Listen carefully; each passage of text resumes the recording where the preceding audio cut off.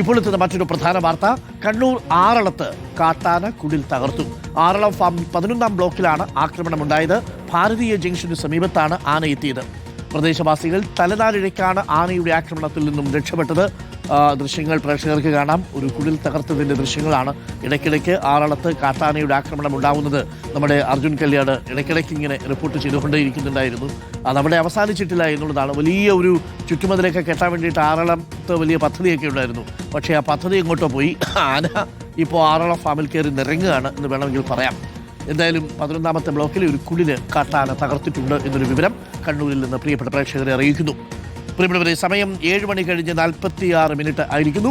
ഇടുക്കിയിൽ റേഷൻ കടയിൽ വന്ന് അരി കഴിച്ച് കാട്ടാന ചക്കക്കൊമ്പൻ.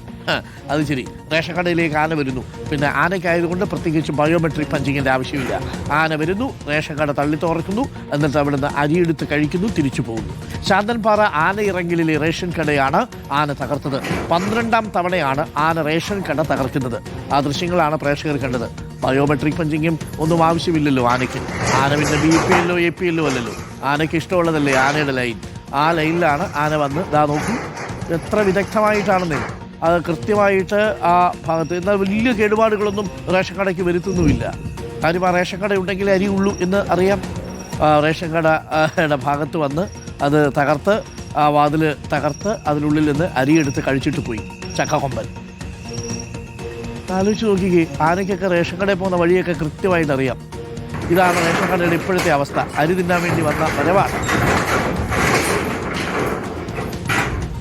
പ്രിയപ്പെട്ട പ്രേക്ഷകരെ, ഇപ്പോൾ സമയം 7 മണി കഴിഞ്ഞ് 47. പണ്ട് കാലത്തെ റേഷൻ കടയിലെ അരിയൊക്കെ ആയിരുന്നെങ്കിലേ ആന ആ ഭാഗത്തോട്ട് പോലും വരത്തില്ലായിരുന്നു.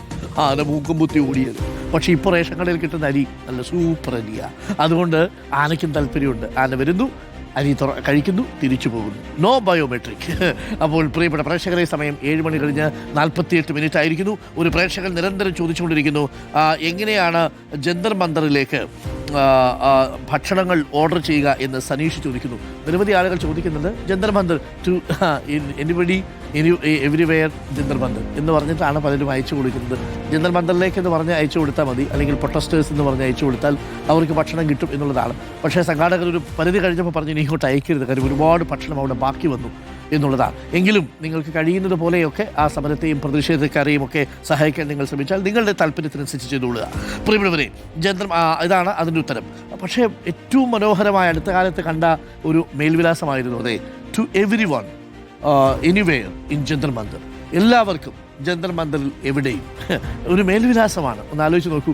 അത് വിദേശത്തിരുന്നൊക്കെയാണ് ആളുകൾ ഭക്ഷണം ഓർഡർ ചെയ്ത് കൊടുക്കുന്നത്. അത് നല്ല ഭക്ഷണം അല്ലേ, അവർ ഭക്ഷണമൊക്കെ കഴിക്കണം എന്നുള്ളതാണ്. പട്ടിണി കിടക്കാൻ പാടില്ല നമ്മുടെ സഹോദരങ്ങൾ എന്നുള്ളതാണ്. നോക്കൂ, ഇതുവരെയും ഭരണഘടനയിൽ ഉറങ്ങിക്കിടന്ന വാക്കായിരുന്നു സാഹോദര്യം എന്ന് നമുക്ക് തോന്നും അല്ലേ. അവിടെ വീശിക്കൊണ്ടിരിക്കുന്ന പാറ്റകളെ കാണുമ്പോൾ, ഭക്ഷണം ആർക്കെന്നറിയാതെ ഓർഡർ ചെയ്യുന്ന മനുഷ്യരെ കാണുമ്പോൾ സാഹോദര്യം എന്നുള്ളതിന് ഒരു പുതിയ അർത്ഥവും ഒരു പുതിയ ഭാവവും ഒക്കെ കൈവരുന്നത് പോലെ.